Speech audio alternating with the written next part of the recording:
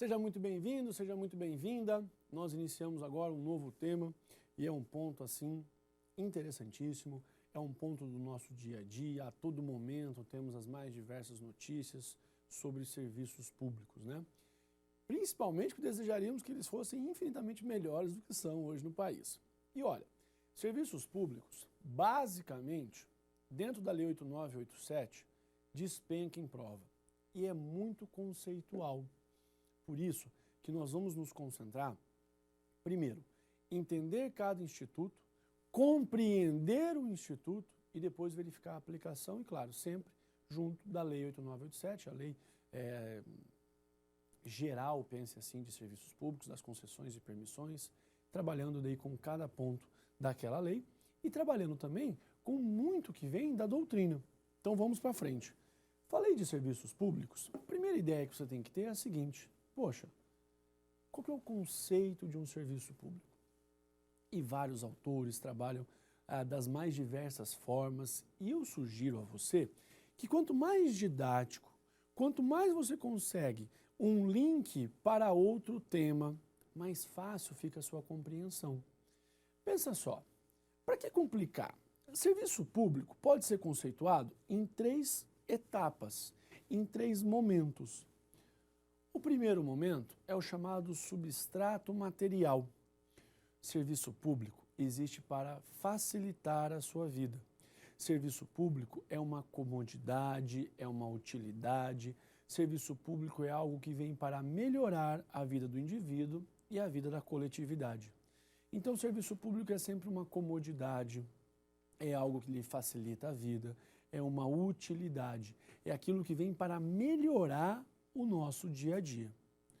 Mas você não pode esquecer que eu tenho um elemento formal. Essa comodidade, essa melhoria, essa facilidade tem que ter uma forma. Nós vamos prestar o serviço público diante de um regime jurídico de direito público. É isso. Se o regime jurídico é de direito público, você já pode imaginar que eu tenho poderes, prerrogativas, que eu tenho ao Estado aquilo que o particular não possui. E é verdade. Então, essa comodidade, essa facilidade, aquilo que vem para ampliar e melhorar a vida da sociedade, tem no regime jurídico de direito público a forma pela qual, o sistema pelo qual será prestado. E não podemos esquecer do elemento subjetivo. Lembra do sujeito.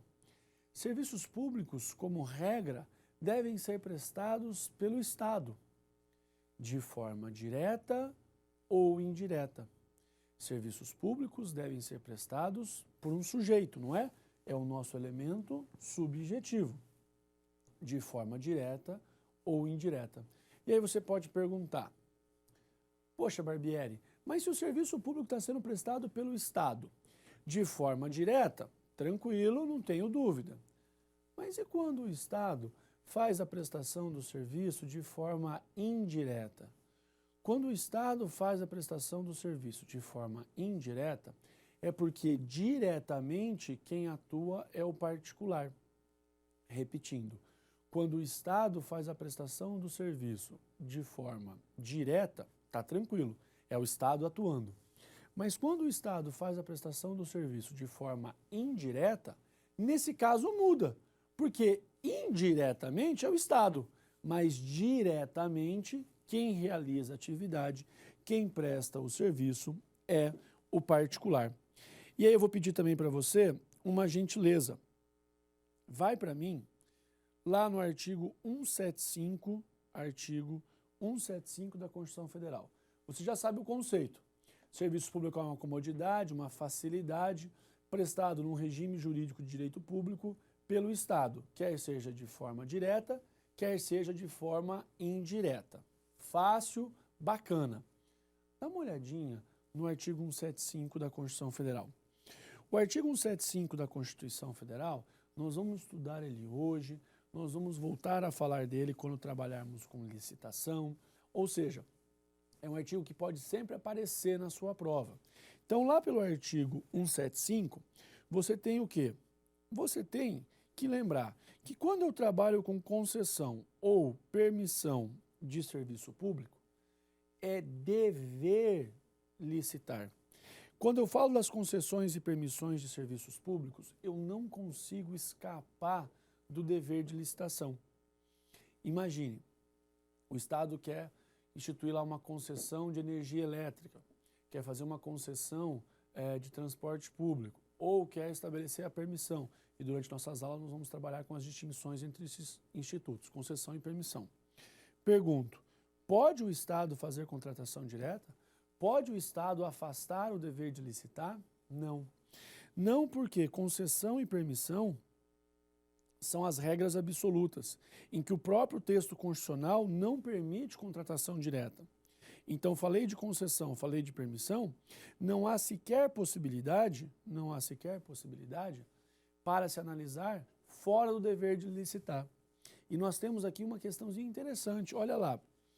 Incumbe ao poder público, na forma da lei, diretamente sob regime de concessão ou permissão, sempre através de licitação, a prestação de serviços públicos. Eu vou voltar nesse ponto, mas só para lhe antecipar uma dica. Está vendo ali, ó, concessão?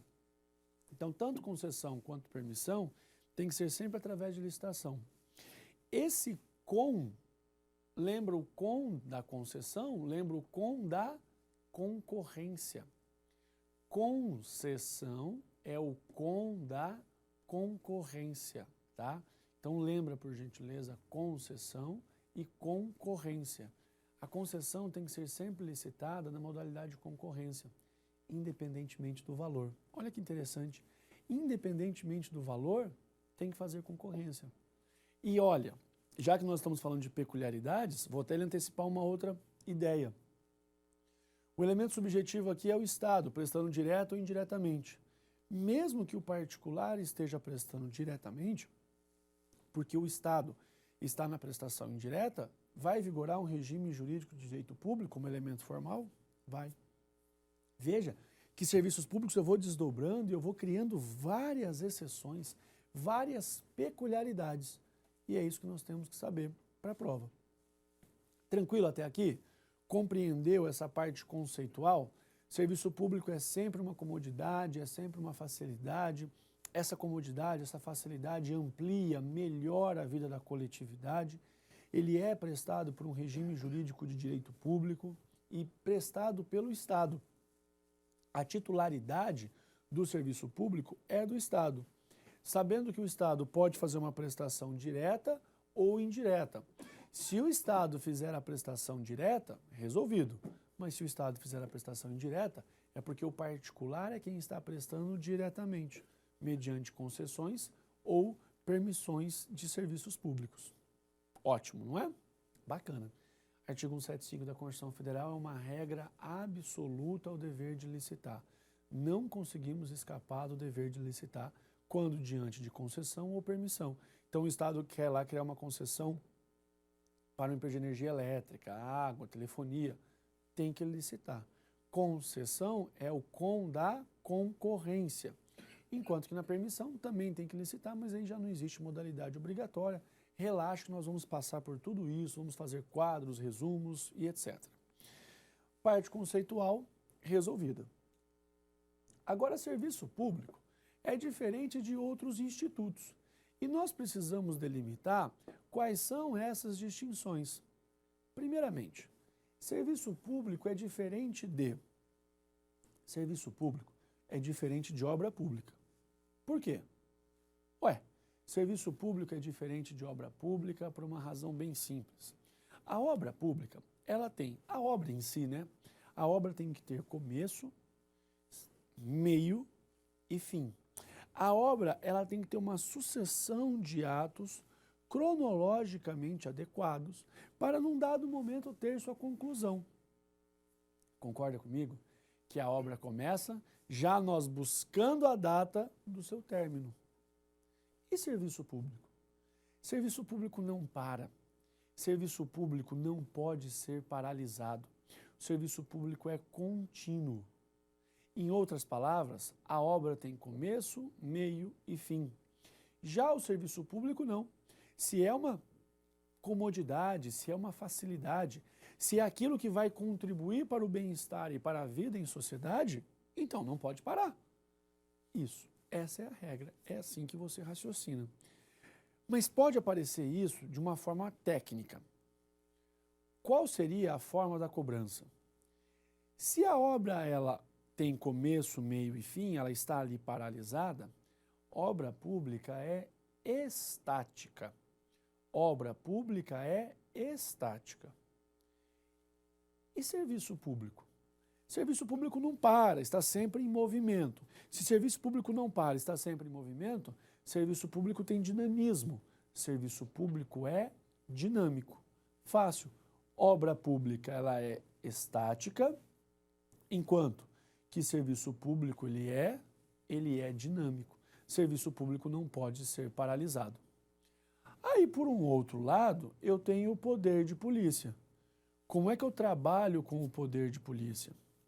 O poder de polícia nós vimos, né? Há pouco tempo, o poder de polícia é sempre uma restrição. O poder de polícia, ele se manifesta plenamente de forma restritiva. E a polícia administrativa pode recair sobre bens, atividades ou direitos. Ela vai se utilizar do direito administrativo sempre com intuito preventivo. Serviço público não é restritivo. Serviço público, ele é ampliativo. Enquanto o poder de polícia restringe, o serviço público amplia.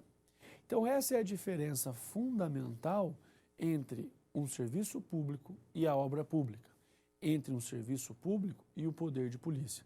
Obra pública é estática, serviço público é dinâmico. Obra pública tem que um dia terminar, serviço público não pode parar. Serviço público amplia, melhora a vida da coletividade. Pois é, poder de polícia restringe, delimita. E serviço público também é diferente de exploração da atividade econômica. Vamos abranger aqui, vamos ampliar o nosso raciocínio. Quando eu falo de serviço público, regra, quem é que presta um serviço público? Regra é que a prestação do serviço público, ela é realizada pelo Estado. Joia.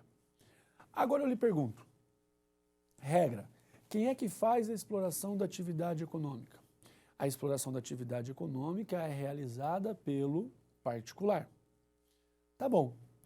A regra é que o serviço público é prestado pelo Estado, enquanto que a regra na exploração da atividade econômica é a figura do particular. Ótimo. Mas se eu tenho regra, eu tenho exceção. Na verdade, eu tenho duas aqui, tenho exceções. Se a regra é a prestação do serviço público pelo Estado, excepcionalmente, o Estado pode dar lugar ao particular. E aí eu tenho as concessões e permissões de serviços públicos.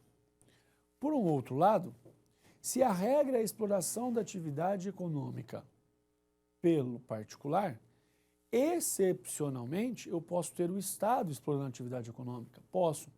Só que você tem que tomar um cuidado. Porque quando o Estado estiver explorando a atividade econômica, você tem que lembrar do artigo 173 da Constituição Federal. Ressalvados os casos previstos nessa Constituição, a exploração direta de atividade econômica pelo Estado só será permitida quando necessária aos imperativos da segurança nacional ou a relevante interesse coletivo, conforme definidos em lei.